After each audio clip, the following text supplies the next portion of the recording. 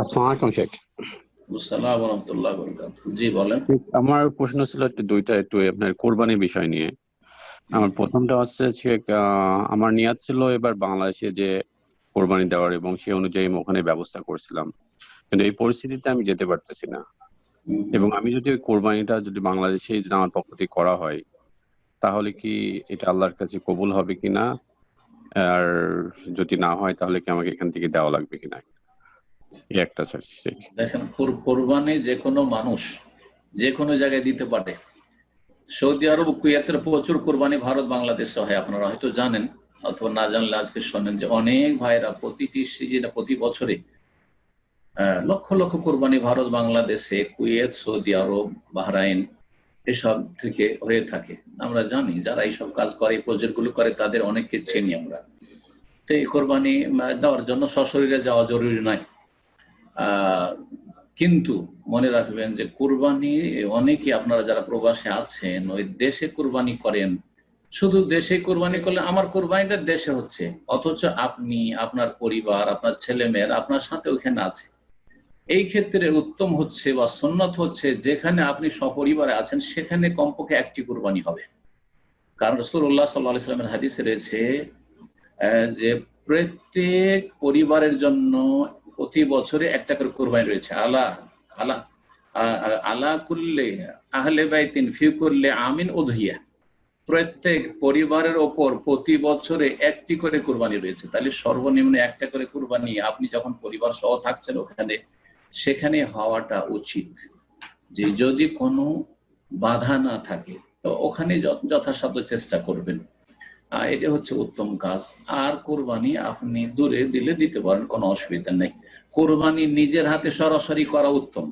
তারপরে কোরবানির গোশত থেকে নিজে কিছুটা খাওয়া উত্তম। রাসূলুল্লাহ সাল্লাল্লাহু আলাইহি ওয়াসাল্লাম খেয়েছেন। সুতরাং আপনি যদি বাংলাদেশে কোরবানি দেন, তাহলে আপনি নিজে হাতেও কোরবানি করতে পারলেন না, নিজেও সেখান থেকে কিছুটা অংশ খেলেন না। তাহলে এই যে উত্তম দিকগুলি আপনার পাচ্ছেন না আপনি। সুতরাং আবার বলছি, যে যেখানে আছেন পরিবার সহ সেখানে কমপক্ষে একটি কোরবানি দেওয়ার চেষ্টা করবেন। আর তারপর দ্বিতীয় তৃতীয় কোরবানি আপনি বাংলাদেশে দেন, গরিব দেশে দেন, অন্য কোনো দেশে দেন, অসুবিধা নেই। ঠিক, আমার আরেকটা প্রশ্ন ছিল শেখ, যে আমার ওয়াইফের যদি আলাদাভাবে কোনো ইনকাম থাকে, যার উপর আমার ওয়াইফের যাকাতও খরচ, তো সেক্ষেত্রে কি তার উপরে কুরবানি ওয়াজিব নাকি? না, কোরবানির প্রথম মাসআলা যে কোরবানি ওয়াজিব না কোরবানি সুন্নাতে মুআক্কাদা, দুটো মত থাকলেও কোরবানির সঠিক ফতোয়া হচ্ছে অধিকাংশ ওলামাদের নিকটে, আইম্মাদের নিকটে, কোরবানি সুন্নাতে মুআক্কাদা। কোরবানি সামর্থ্যবানের জন্য সুন্নাতে মুআক্কাদা। ওয়াজিব আর ফরজে যেহেতু অধিকাংশ আইম্মাদের নিকটে কোনো পার্থক্য নেই, সুতরাং কোরবানি এমন ওয়াজিব নয়, বরং সেটি সুন্নাতে মুআক্কাদা। কোরবানি সামর্থ্যবান আর না করতে পারলে গুনাহগার হবে, কিন্তু তারপরও সুন্নাতে মুআক্কাদা। আর যারা অধীনে রয়েছে তাদের উপর আলাদা আলাদা কোরবানি সুন্নাতে মুআক্কাদাও নয় আর ওয়াজিবও নয়।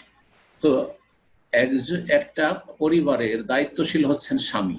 সুতরাং স্বামী কোরবানি দিলে সে একটি কোরবানির পশুতে তিনি, তার স্ত্রী, তার ছেলে মেয়েরা এবং এমনকি তার বাবা মাও যদি একসাথে থাকে, তার একটি কোরবানি যথেষ্ট। বাবা মা থাকে আর তাদের ব্যক্তি ইনকাম নেই অথবা তারা এখন কাজকর্ম করেন না, একটা কোরবানি একটি পরিবারের জন্য যথেষ্ট ইনশাআল্লাহ।